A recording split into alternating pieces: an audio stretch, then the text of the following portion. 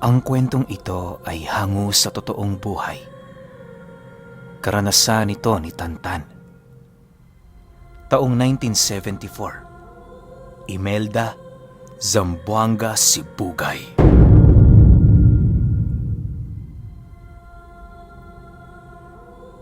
Itong mga panahong ito, kasalukuyang nasa edad 12 taong gulang itong si Tantan. Sa kanilang lugar, espesyal ang turing sa kanilang angkan, gawa ng kilala sila doon bilang pamilya ng mga dalubhasang manggagamot. Sa ilang henerasyong dumaan, nanatiling namamayagpag ang kanilang pamilya sa lugar. Halos lahat na yata ng taong mga naroon ay nagpapakonsulta sa kanila. Dahil sa pagiging espesyal nila Tantan, kung kaya't hindi niya maipagkakaila na halos karamihan sa kanyang hangad ay madali niyang nakukuha. Bukod kasi sa may kaya sila sa buhay, marami ding mga tao ang sumusuporta at nagmamahal sa kanilang mga gawa. Hindi pangkaraniwan ang kalibre ng karunungan at husay sa panggagamot ng ama ni Tantan. Ayon sa iilan, na kung ikukumpara mo ang karunungan nito sa ibang mga ordinaryong albularyo, langit at lupa ang pagitan. Marami din silang tinatangang mahihiwagang gamit sa katawan na siyang nagsisilbi nilang pamproteksyon sa bawat araw na dumaraan. Dahil sa panganay na anak itong si Tantan, kung kaya't sa murang edad pa lamang niya, may mga natutunan na siyang usal at kakayahan. Inaasahan naman niyang gano'n ang mangyayari sa kanya, lalo pat siya ang magiging tagapaghalili ng kanyang ama. Ang pinakaayaw lamang niya sa gawaing yon ay kapag pumupunta sila sa bundok para magdasal at makipag-usap sa kalikasan. Nag-umpisa ang pagsasanay niya ng lihim na karunungan noong edad 5 taong gulang pa lamang siya. Dahil sa iyo ang pinatutukan ng kanyang amang gawin niya, kaya na may bigo siyang makapag-aral sa elementarya. Matuturing mangmangmang si Tantan pagdating sa karunungang ipinapasa ng tao, mayaman naman siya pagdating sa karunungang ipinapasa ng mga albularyo.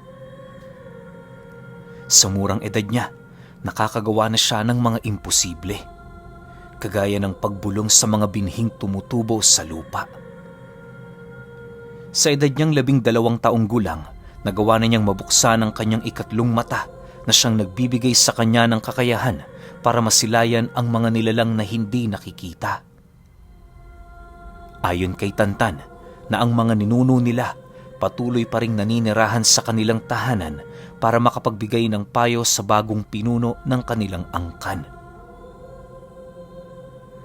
Sa loob ng mahabang panahon, taas noong pinanghawakan ng kanyang ama na wala pang nakakagapi sa karunungang tinatangan nila. Marami na silang nakalabang mga mambabarang at aswang pero walang nagtagumpay sa mga ito. Nasisiguro din ang ama niya noong mga panahong yon, marami pa silang mga kalabang nagkukubli sa kumpol ng mga taong naninirahan sa baryo. Sa pagpatak ng ika-6 na araw ng Oktubre, nagkaroon ng isang kaganapan sa kanilang tahanan na pumukaw sa atensyon ng kanyang mga magulang. Yung tiyahin ni Tantan, nadiskubre nilang nayanggaw ng aswang. Bagaman palaisipan sa kanila kung paano yun nangyari, pinili na muna ng kanyang amang gamutin ang karamdaman nito. Upang hindi na kumalat ang tungkol sa balitang yon, nagpasya ang ama niyang doon na muna sa kanilang bahay patuloyin ang kanyang tiyahin. Dahil sa tiwala naman si Tantan sa kakayahan ng kanyang ama, hindi siya gaanong nag-alala sa kahahantungan ng pangyayari. Inakala niyang magiging maayos ang lahat pero makalipas lamang ang ilang araw na panggagamot nito, doon niya napag-alaman na inilipat pala ng kanyang ama ang yanggaw ng tiyahin niya sa mismong katawan nito. Napilitan nitong gawin ang bagay na yon dahil sa masyado nang nakakapit sa katawan ng tiyahin niya ang yanggaw ng aswang. Kampante naman ang kanyang ama sa naging desisyon nito, lalo pat marami din yung pamamaraang alam upang puksain ang nilalang sa loob ng kanyang sistema. Ngunit ang inaasahan nilang mabilisan itong paggaling, tila ba naging kabaliktaran ng resulta. Imbis kasi na lumakas ang kanyang ama sa bawat araw na dumaraan, tila bang kabaliktaran ang mga nangyayari. Nang dumating na sa puntong napagtanto nila Tantan na nagagapi na ang kanilang padre de pamilya, napilitan na silang tumulong doon. Sa pagsilay niya sa kanyang amang nakaratay sa napakadilim na sulok ng silid, kung ano-anong paraan ang kanyang naiisip. Subalit dahil sa masyado pa siyang bata, kung kaya't hindi rin naman siya gaanong nagtatagal sa silid ng kanyang ama dahil sa mga tiyuhin niya. Habang nanghihina noon ang kanilang padre de pamilya, nagtulong-tulong ang kanyang mga tiyuhing albularyo para magamot ito. Marami silang isinakripisyong ritual para sa ikagagaling ng kanyang ama, pero bigo pa rin silang mapaslang ang yanggaw sa katawan nito. Nang dumating na sa puntong masyado nang nakakapit sa katawan ng kanilang padre de pamilya ang yanggaw, napilitan na ang mga tiyuhin niya na hayaan na lamang yung mamatay.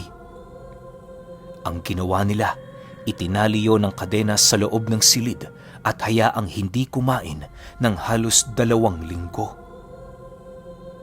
Wala din silang pinahihintulutang pumasok sa lugar dahil labis silang nababahala sa kung anuman ang masisilayan ng mga ito.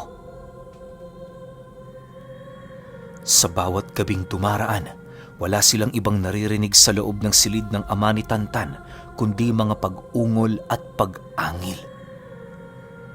May mga pagkakataon ding nagwawala ito sa loob na animoy naghahanap sa kanyang pamilya.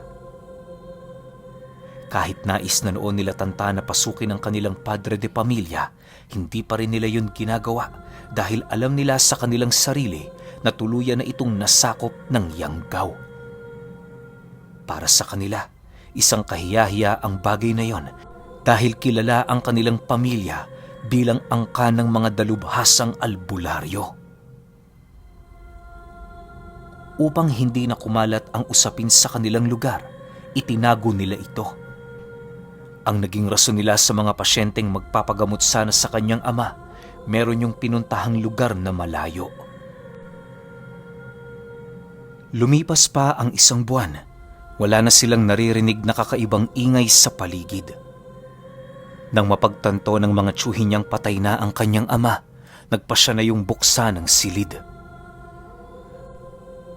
Subalit pagpasok nila sa loob nito at sa pagbukas ng bintana sa paligid, laking gulat na lamang nila nang masipat nilang wala ng tao sa lugar na yon. Putol-putol ang mga kadenang naroon na animoy nginat-ngat ito ng kanyang ama nang hindi nila namamalayan. Dahil sa pangyayari, agad namang pinakalat ng kanyang mga tiyuhin ang mga kamag-anak nila sa baryo. Nagtanong-tanong sila sa mga magsasaka kung meron ba yung nasilayang dumaang butot balat na tao, subalit bigo silang makakuha ng anumang detalye ukol dito.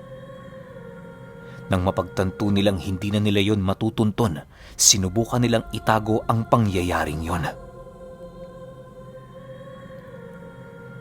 Sa paglipas ng mga taon, walang naging balita si Tantan sa kanyang ama. Habang lumalaki siya, mas lalo namang lumalalim ang karunungang tinatangan niya dahil sa mga pagsasanay na ginagawa ng mga tiyuhin niya sa kanya. Sa pagtungtong niya ng 18 taong gulang, nagkaroon siya ng isang pangitain ukol sa kinaroroonan ng kanilang padre de pamilya. Halos ilang araw din siyang nanaginip tungkol sa isang lugar kung saan yon ang namumuno. Ayon kay Tantan, karamihan sa mga nilalang na naroon, purong mga aswang at gabunan. Yung kanyang ama naman, animoy nagsisilbing hari ng mga ito na siyang puno sa pagpapakalat ng salot at takot sa buong lugar ng Imelda. Dahil sa panaginip niyang yon, humingi siya ng gabay sa kanyang mga tiyuhin ukol sa maaari niyang gawin. Bagaman alam niya sa kanyang sariling mapanganib ang pagtungo sa pugad ng mga ito, nagpasya siyang pumunta roon para bawiin ang kanyang ama. Nasisiguro ni Tantan, kaya niyang ibalik yon sa normal sa pamamagitan ng mga karunungan niyang tinatangan. Isang hapon, tinipon niya ang kanyang angkan para magbigay abiso sa naiisip niyang plano. Habang hindi pa sila noon kumpleto, matyaga nilang hinintay ang iba nilang miyembro para makiisa sa naisip niyang plano. Sa pagtalikod ng araw sa kalupaan, kumpleto na nga ang mga pinatawag ni Tantan. Habang nakaupo sila sa papaikot na mesa, dahan-dahan naman siyang tumayo habang nagwiwika sa mga ito ng, "Alam kong kapahangasan ang naiisip kong ito, pero huwag kayong mabahala sapagkat sa inyo pa rin naman ang huling desisyon. May kutob akong ang panaginip ko, padala mismo ng ama ko. Maaaring ang kanyang wisyo ay natatakpan lamang ng yanggaw na pilit niyang nilalabanan. Sa ayaw at sa gusto ninyo, pupunta ako roon kahit ako lang mag-isa. Kapag hindi ako nakauwi sa loob ng 1 buwan o higit pa, humanap na kayo ng magiging tagapaghalili ko. Walang problema kung hindi siya nanggaling sa dugo ko. Ang mahalaga, may pagpatuloy natin ang ating angkan hanggang sa mga susunod pang henerasyon." Matapos makapagsalita ni Tantan, mariin niyang inilahad sa kanyang mga tiyuhin ang tungkol sa mga armas nilang hangad din niyang buhayin. Para sa kanya, iisa lang ang paraan para makipag-usap sa mga aswang at yun ay makipaglaban doon ng patayan. Ipinangako niya rin sa kanyang mga kadugo na kapag dumating ang oras na mismo ang ama na niya ang kanyang kalaban, hindi niya yun pakikitaan ng anumang awa. Dagdag pa niya, matagal na niyang tanggap na wala na ang kanyang ama, pero upang matahimik ng tuluyan ang kaluluwa nito, kinakailangan nilang makipagdigmaan sa pinanghahawakan nitong hukbo.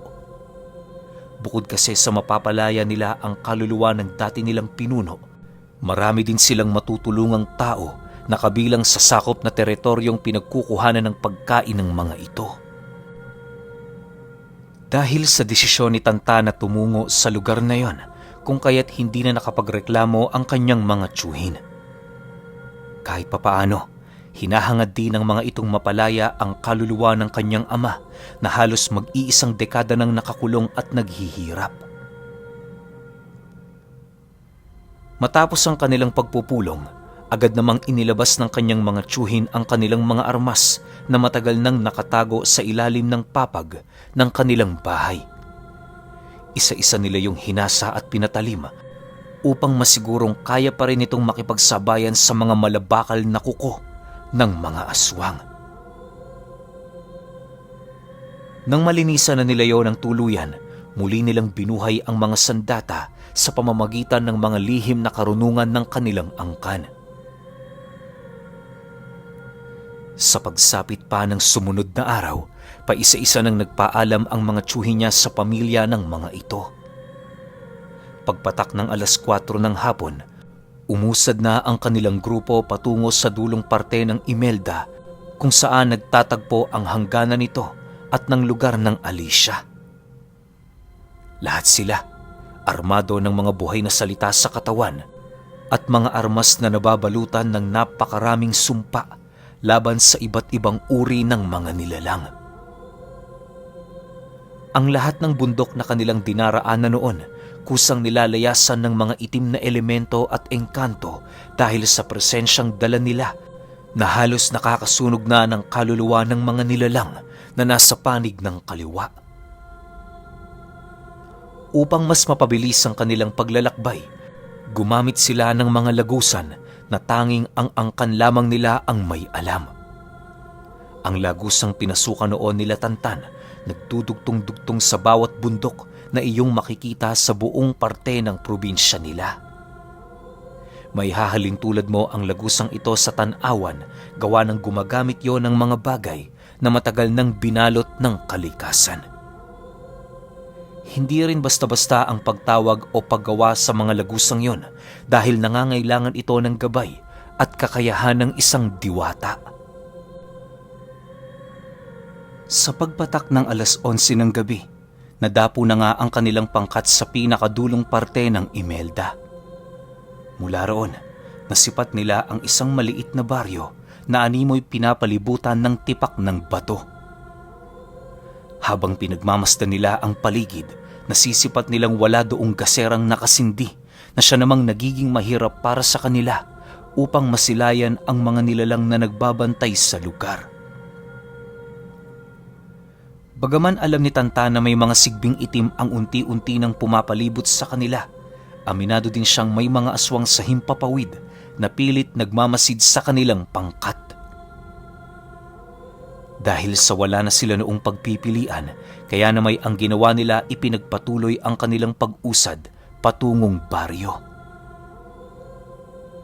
Habang papalapit sila ng papalapit sa lugar, parami naman ng parami ang mga nilalang na kanilang nasisilayan.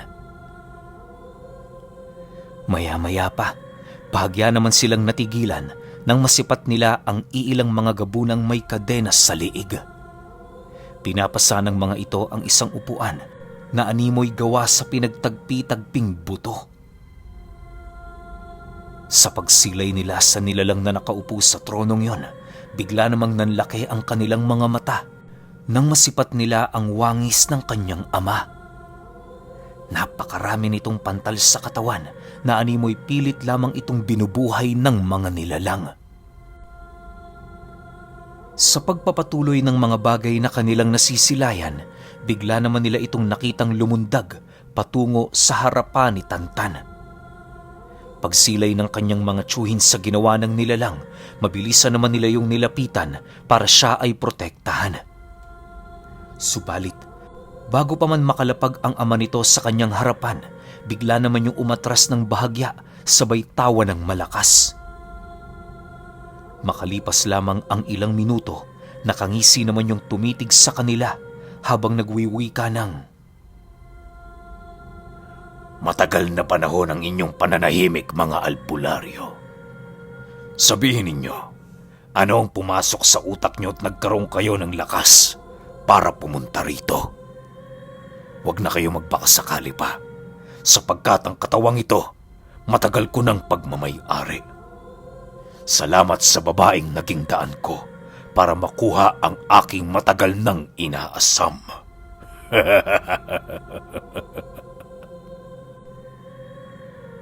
Matapos nitong makapagsalita, bigla naman nitong itinarak ang kanyang mga kuko sa dibdib ng katawan ng ama ni Tantan. Upang mapatunayan ng nilalang napatay na ang katawang yon, dinurog niya ang puso nito habang patuloy na tumatawa. Maya-maya pa, nang hindi na maatim ni Tantan ang kanyang mga nasisilayan, buong tapang naman niyang binunot ang dala niyang sibat at kasabay nito ang mabilisan niya ditong pagbato patungo sa kinaroroonan ng pinuno ng mga gabunan. Dahil sa bilis ng kanyang ginawa, mabilis na namang napahandusay ang nilalang sa lupa habang pilit na kinukuha ang kanyang armas. Sa isang iglap, nakaramdam yon ng takot kay Tantan, gawa ng hindi nito inakala na ganun pala kapanganib ang tinatangang karunungan ng mga albularyo. Sa pagsiklab ng digmaan sa lugar na yon, parang alon ng dagat ang mga tsuhin ni Tantan kung paslangin ng mga aswang na pilit sa kanilang lumalaban. Lahat ng mga nilalang na pilit sumusunggab sa mga albularyo, mabilis ang namamatay matapos nilang magtamo ng malulubhang pinsala sa katawan. Kahit ang iilan sa mga albularyo noon ay pilit na pinagtutulungan ng mga alaga nitong sigbin, hindi pa rin yun sapat upang mapahina nila ang lakas at tapang ng mga albularyo. Lumipas pa ang kalahating minuto, halos iilang aswang na lamang ang nananatiling nakatayo sa paligid. Karamihan sa mga ito ay gabunan na nakatakas lamang sa tiyak na kamatayan. Dahil sa nagawa ng malaman ng mga aswang ang kakayahan ng pangkat nila Tantan, kung kaya't nagpasya ang mga ito na magdoble ingat. Hindi na rin sila basta-bastang lumalapit. Gawa ng alam nilang may kakayahan ng mga albularyo na ibato ang mga armas nito. Sa kabilang panig naman, pilit siyang pinagtutulungan ng mga gabunang may kadena sa leeg upang hindi niya tuluyang mapaslang ang pinuno nito na patuloy pa ring naghihirap para lamang maalis sa katawan nito ang ibinato niyang sibat. Kahit anong lakas ang ipamalas ng nilalang na yon para lang matanggalang nakatarak sa kanyang katawan na sandata, tila ba hindi niya pa rin yun magawa-gawa. Sa pagsilay ng nilalang sa ginawang pagsugod ni Tantan, agad naman itong inutusan ng kanyang mga alipin na harangin ang pag-atake nito. Habang sumisigaw noon ang pinuno ng mga gabunan, panay naman ang ginagawa nitong pag-atras papalayo sa lugar ng digmaan. Maya-maya pa, pagsilay niyang paisa-isa nang namamatay ang mga gabunang nasa paligid niya, wala na itong nagawa kundi ang magpumilit tumayo at umatake. Ibinuhos nito ang lahat ng alam nitong usal sa katawan bago nito tuluyang harapin si Tantan. Sa pagtama ng kanilang mga sandata sa bawat isa, rinig na rinig naman ni Tantan ang pag-aangil ng nilalang dahil sa galit nito sa kanya. Habang patuloy na nagbabanggaan ang kanilang mga sandata, napapikit na lamang siya nang maramdaman niya ang pagbao ng matatalas na kuko nito sa kanyang balikat. Dahil sa pangyayaring yon, nagkaroon siya ng pagkakataon para bunutin ang sibat niyang nakabaon sa binti nito. Pagkuha niya ng kanyang armas, agad naman niyang niyakap ang kanyang ama, sabay maluhaluhang nagwika ng, "Tay, pasensya ka na kung natagalan kami. Malapit na, Tay. Makakapagpahinga ka na rin. Marami pa sana akong nais sabihin sa'yo pero alam kong ang bawat minutong pananatili mo rito ay isang paghihirap." Matapos niyang makapagsalita, bigla namang naramdaman ni Tantan ang pagtulo ng luha ng kanyang ama na parabang nanumbalik na ang wisyo nito. Bagaman nais niya sana yung pakawalan, alam niya sa kanyang sariling hindi niya yun magagawa sa kadahilan ng nasisiguro niya na puspos pa ang katawan nito ng kapangyarihan ng kaliwa. Makalipas lamang ang ilang minuto, pagramdam niya sa katawan ng kanyang amang kumakalma na ng bahagya, mabilisan niyang itinarak sa likod nito ang hawak niyang sibat. Upang magawa niya yung maisakatuparan, inutusan niya ang sibat na baliin ang kahoy na nagsisilbi nitong hawakan para mas mapadali niya ang pagpatay sa nilalang na napapaloob sa katawan ng kanyang ama. Pagpasok ng talim ng sibat sa katawan nito, bigla namang napasigaw ang nilalang na nasa kalooban ng kanyang ama na parabang nakakaramdam yon ng hindi maipaliwanag na sakit. Maya-maya pa, dahan-dahan ang humina ang boses nito, indikasyon na malapit na yung mawala ng buhay. Sa pagbagsak ng kanyang ama sa lupa, agad naman niya yung kinalong sa braso niya habang patuloy na umiiyak. Bahagya sila nitong nagkatitigan bago yun tuluyang mawala ng buhay. Sa huling sandali ng kanilang padre de pamilya, nagawa pa siya nitong mahawakan sa pisngi habang maluhaluhang nagwiwika sa kanya ng, "Salamat anak at tinulungan mo kong makapagpahinga.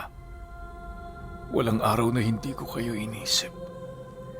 Masaya ako dahil ngayon mapapanatag na ang loob ko. Lagi mo sanang isipin, wala nang mas mahalaga pa sa mundong ito kundi ang iyong sariling pamilya. Ibinibigay ko na sa iyo ang responsibilidad sa pag-aalaga ng iyong ina't mga kapatid. Naway turuan mo sila ng mabuting gawain hanggang sa kanilang paglaki." Matapos nitong makapagbigay ng huling habilin nito sa kanya, nagbigkas yun ng iilang mga buhay na salita para isama sa kanyang pagkamatay ang mga gabunan at aswang na natitira pang nakikipaglaban. Sa pagkawala ng buhay ng kanyang ama, bigla namang naglaho ang mga aswang na pilit tumatakas sa kanilang pugad. Ultimo ang mga bangkay ng mga gabunang nagkalat sa paligid ay unti-unti na ding nawala dahil sa pagtupok dito ng mga apoy na animoy lumitaw lamang sa hangin. Sa pagbalik ng katahimikan sa buong lugar, minabuti na nilang umuwi ng hindi umiimik. Lahat sila labis na nasaktan dahil sa pagkamatay ng pinuno ng kanilang angkan. Lumipas pa ang ilang mga taon, nagpatuloy ang angkang pinangangalagaan ni Tantan. Bagaman marami ang sumusubok sa kanyang kakayahan, ni minsan walang umubrang antingero o nilalang na panig sa kaliwa laban sa kanyang abilidad. Pero alam niyo ba na kahit sa pagtanda ni Tantan, meron pa ring isang bagay ang labis niyang pinagsisisihan. At ang bagay na yon ay yung nangyari sa kanyang ama na isang dalubhasang albularyo na naging Diyos ng mga aswang.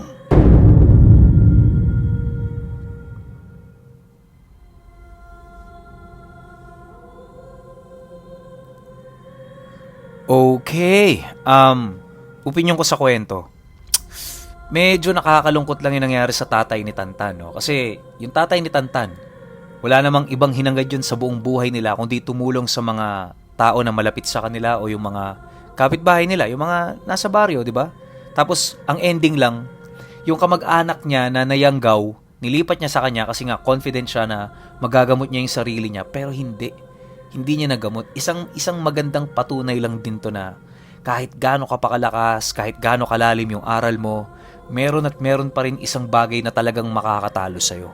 Pero sayang lang, hindi series. Sayang lang, no? Kasi hindi makukwento ni Tantan kung ano yung nangyari sa buhay niya ngayon. Tulad niyan, yung siya na yung nagmana, di ba? Tapos walang makatalo sa kanya na kahit sino pang sumubok sa kakayahan niya, wala talaga nakakasabay. Sana lang may iba pang episodes kaso isang kwento lang to eh. Pero kayo, kung may opinion kayo sa kwentong ito, comment nyo lang sa baba. Yun lang. Hanggang sa susunod na kwento. Salamat.